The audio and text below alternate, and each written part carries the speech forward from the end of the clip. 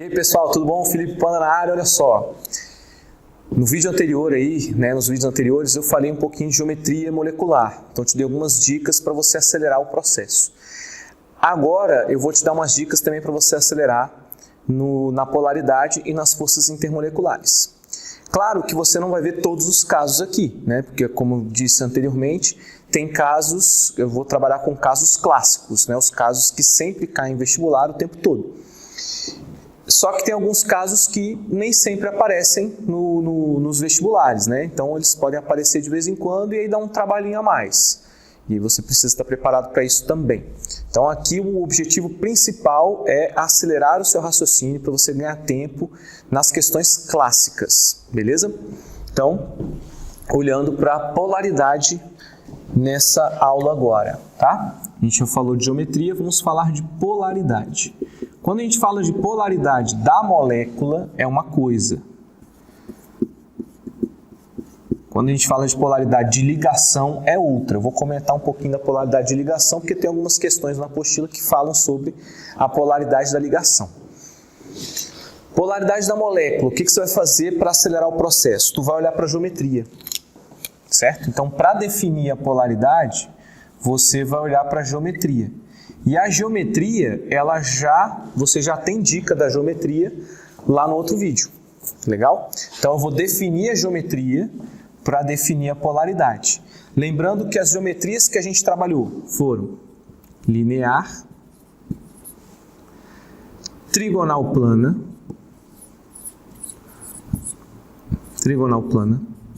tetraédrica,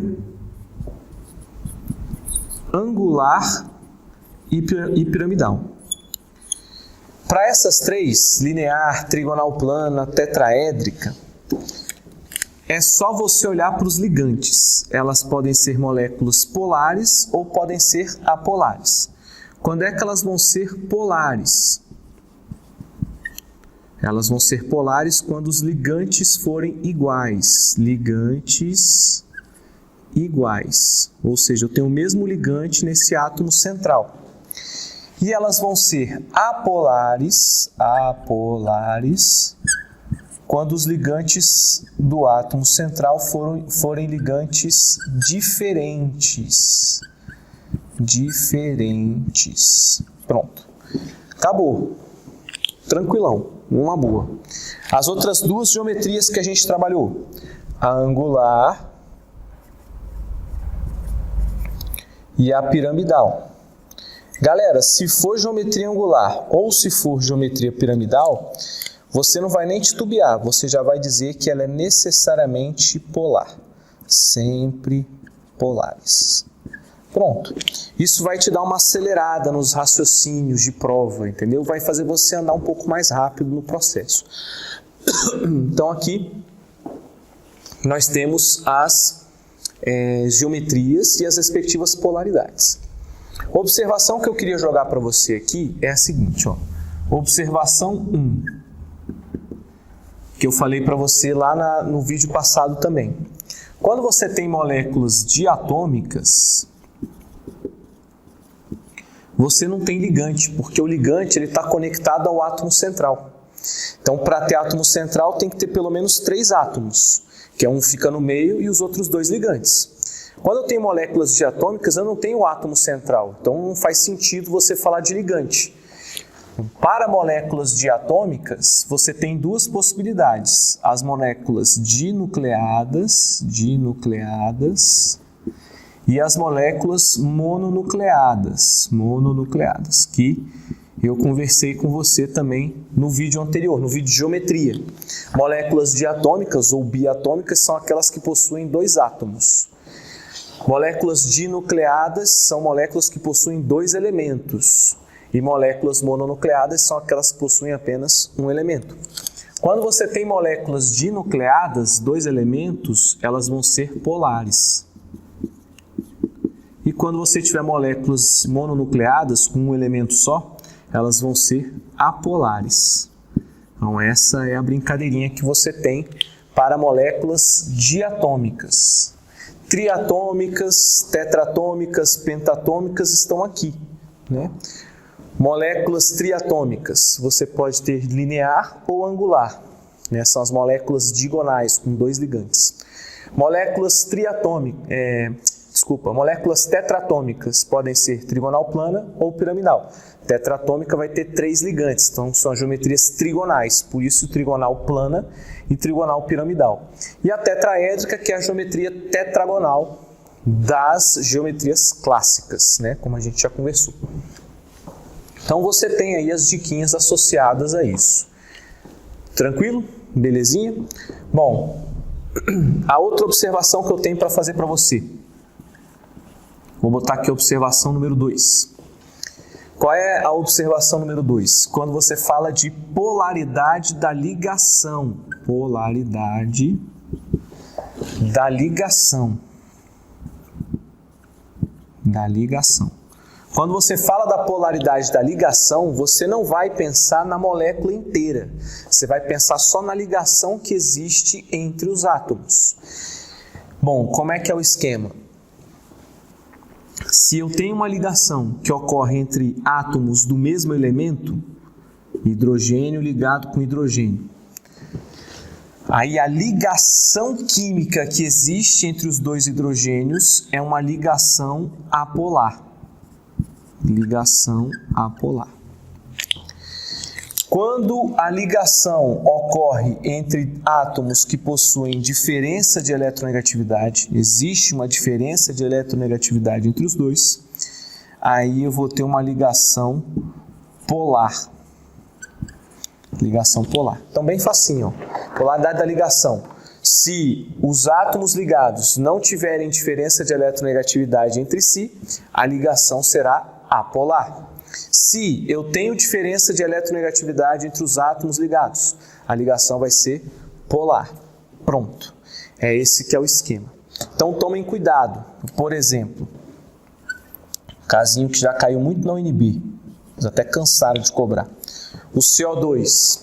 A ligação entre carbono e oxigênio, a ligação entre eles é uma ligação polar, porque existe diferença de eletronegatividade entre eles. Existe uma diferença de eletronegatividade entre carbono e oxigênio. Então a ligação entre eles é polar. Porém, a molécula é apolar. Uai, Panda, como é que eu sei que a molécula é apolar? Primeiro eu tenho que olhar lá para as diquinhas de geometria que eu te falei. O carbono é o átomo central, ele é da família 14. Família 14 como átomo central, com 2 ligantes, a geometria é linear. Então eu já sei que a geometria do CO2 é uma geometria linear, já que eu tenho o carbono como átomo central e 2 ligantes nele. Morreu. Beleza, aí eu venho para a nossa nova dica, que é essa aqui, ó. Quando a molécula for linear, eu vou olhar para os ligantes. Os ligantes são iguais ou os ligantes são diferentes? Bom, oxigênio e oxigênio são ligantes iguais, é o mesmo ligante, é o mesmo elemento, oxigênio. Então, a molécula é apolar. Se você fosse ver aquele esqueminha dos vetores, né, que é a forma clássica de aprendizado, que é o que a gente estuda nos livros e nas aulas, etc., né, não é manha, isso aqui que eu estou estudando é manha, é um resumão da parada. A gente estuda aqueles vetores, né?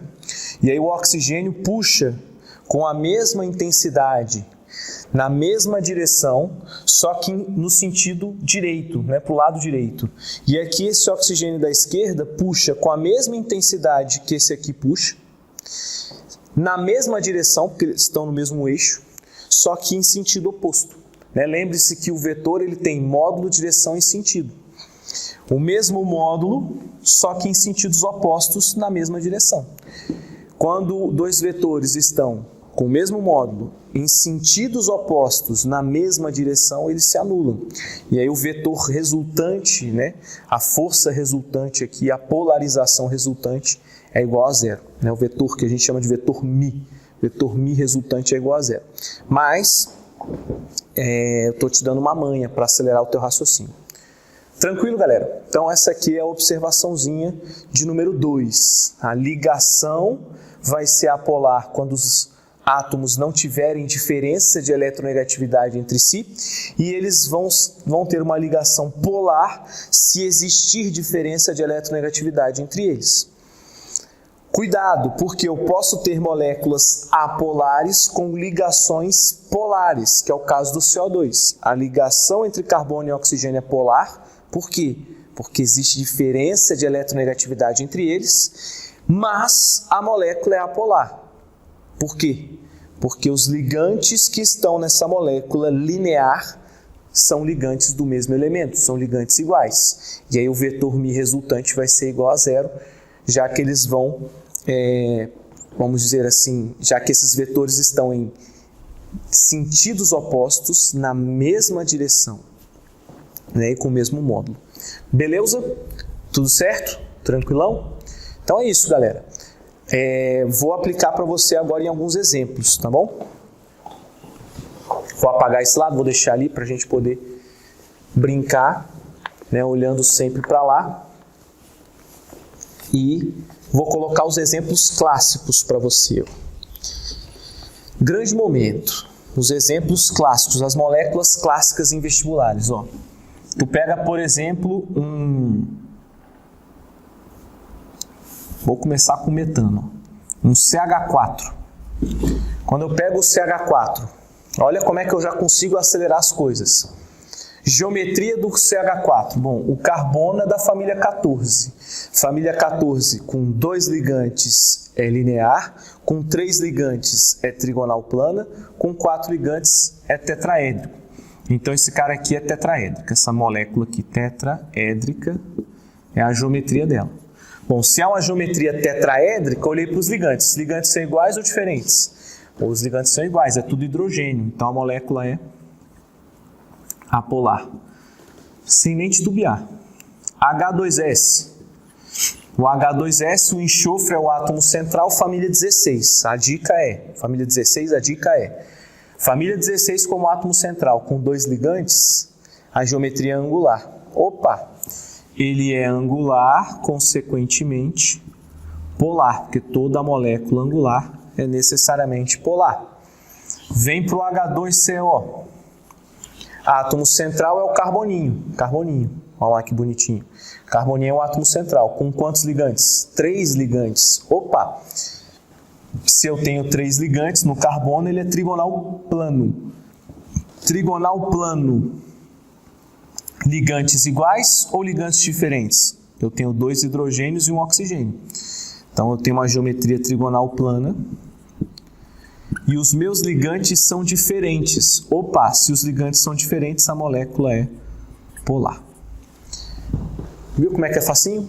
Bem tranquilão. Olha para esse bichinho aqui agora, ó, NH3. Nossa famosa amônia, nossa querida amônia. Quem é o átomo central da amônia? Bom, nitrogênio. Beleza. Nitrogênio, família 15, a dica é família 15 com 3 ligantes, geometria piramidal. E a piramidal é sempre polar. Pronto. Então já sei que essa molécula aqui é polar. Morreu. Vem pro lado de cá, bota o SO2, que é famosão, né? SO2 é famosão. Enxofre, átomo central, 2 ligantes, né? Enxofre, 2 ligantes.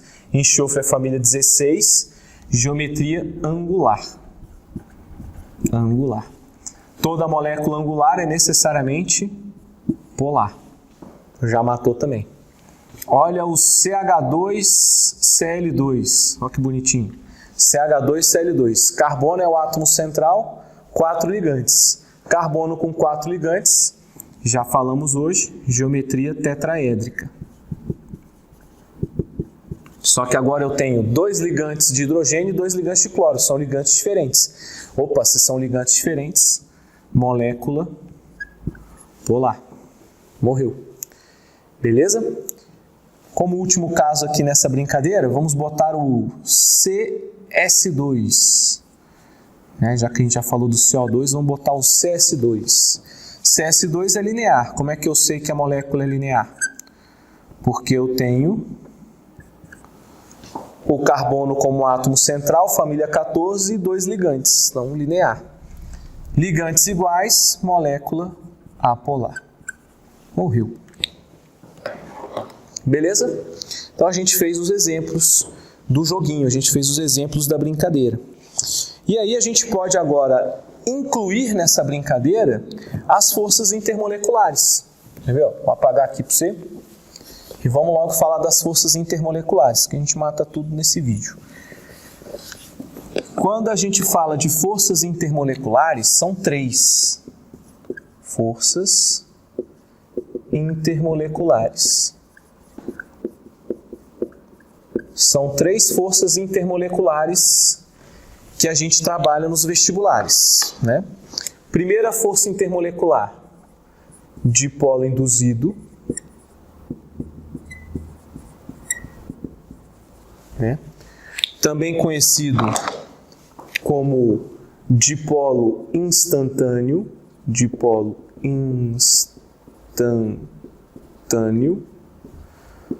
ou em algumas provinhas por aí também chamado de forças de London. É um termo mais antigo, forças de London, mas de vez em quando ele aparece em algumas provinhas do Brasil aí. Segunda força intermolecular é a dipolo permanente,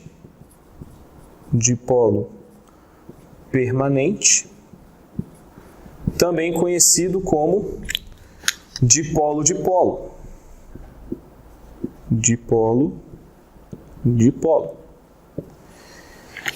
E por fim, nós temos as ligações de hidrogênio. Ligações de hidrogênio, também conhecidas como pontes de hidrogênio, né? Também conhecidas como pontes de hidrogênio. Então essas são as forças intermoleculares que nós temos. Para colaborar com a nossa acelerada que a gente está fazendo aqui, uma acelerada de raciocínio. O que eu vou fazer com você agora? Forças de London. Quando é que você vai ter forças de London, ou também conhecido como dipolo induzido ou dipolo instantâneo? A dipolo induzido é a única força intermolecular que ocorre entre moléculas apolares. Vou fazer essa frase de novo. É a única força intermolecular que ocorre entre moléculas apolares. Então, quando você tiver moléculas apolares, é quando você vai dizer que tem dipolo induzido. Moléculas apolares. É a única força intermolecular que ocorre entre moléculas apolares. Dipolo permanente é uma força intermolecular que ocorre entre moléculas polares. Moléculas polares. O nome já diz muita coisa, né? Quando você fala dipolo, né? Dipolo te dá uma ideia de 2 polos, o positivo e o negativo. Se esse dipolo é permanente, é porque ele nunca some, ele está sempre lá. Quando você fala de dipolo induzido, são 2 polos, ou dipolo instantâneo, né? São 2 polos que aparecem em um determinado momento. Então a molécula é apolar, aí de repente aparece ali um dipolo que rola uma atraçãozinha entre elas e gerando essa força intermolecular, que é uma força fraca. É uma força fraca, né? Uma atração fraca entre as moléculas. E a dipolo permanente já é uma força atrativa forte.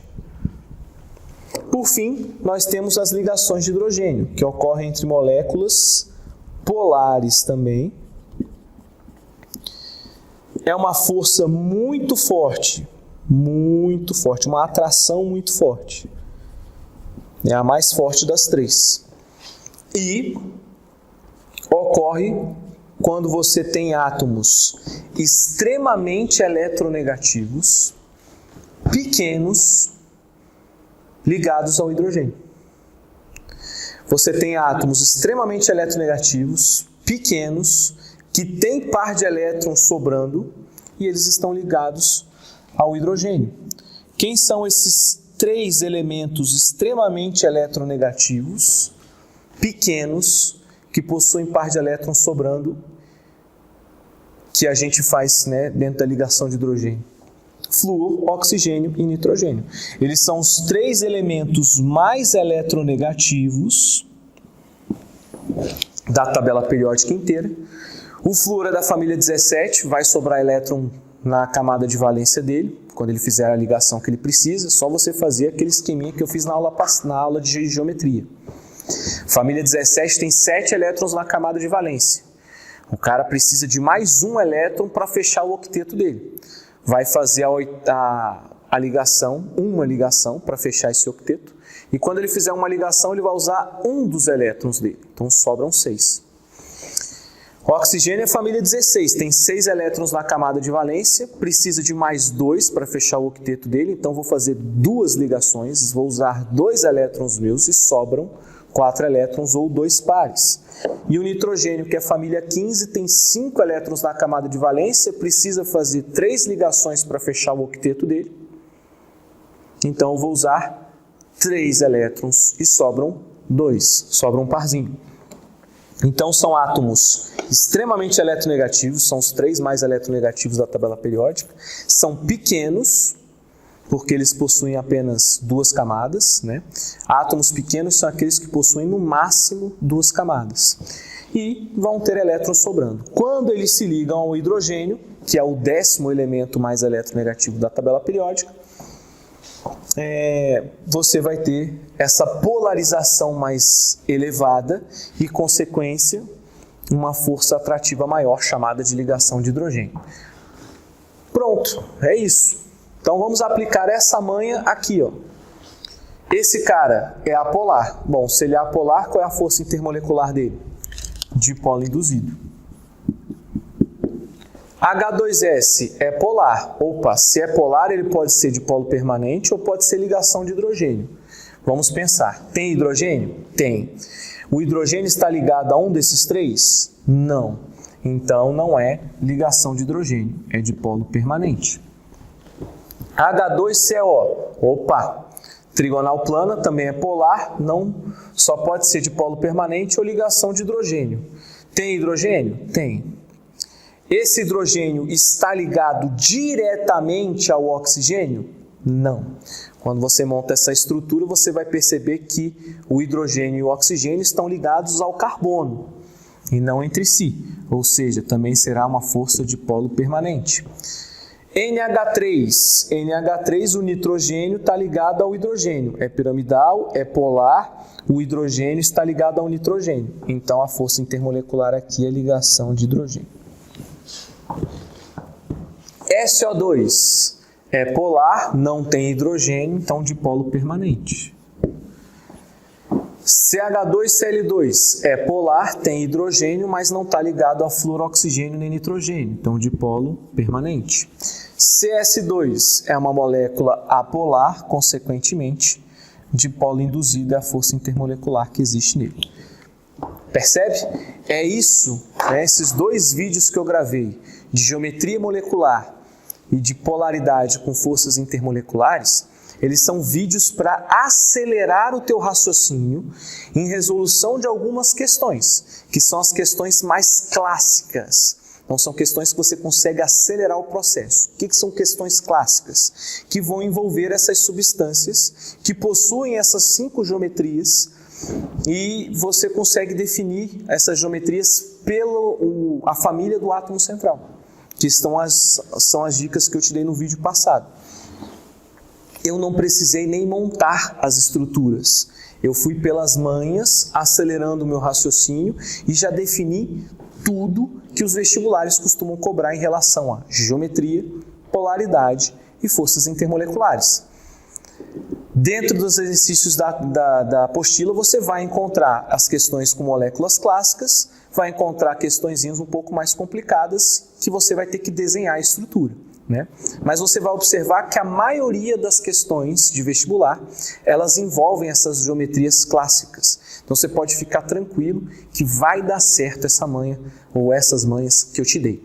Beleza? Também nas questões da apostila você vai ter aquela observação número 2, né, da ligação polar e da ligação apolar. Então fiquem atentos ao enunciado da questão. O enunciado da questão está falando: assinale a alternativa que possui uma molécula polar. Opa, possui uma molécula polar. Vou olhar para as ligações. Não, porque ele está perguntando da molécula.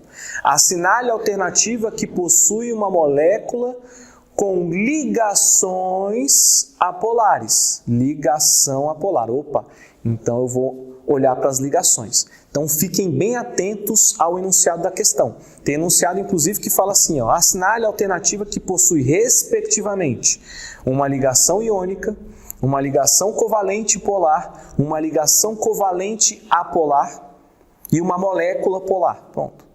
Então ele falou das ligações covalentes polares e apolares. Então tem que olhar para as ligações, ver se tem diferença de eletronegatividade entre os átomos ligados. E falou da molécula polar. Opa, quando fala da molécula polar, a gente faz o esqueminha que eu coloquei aqui.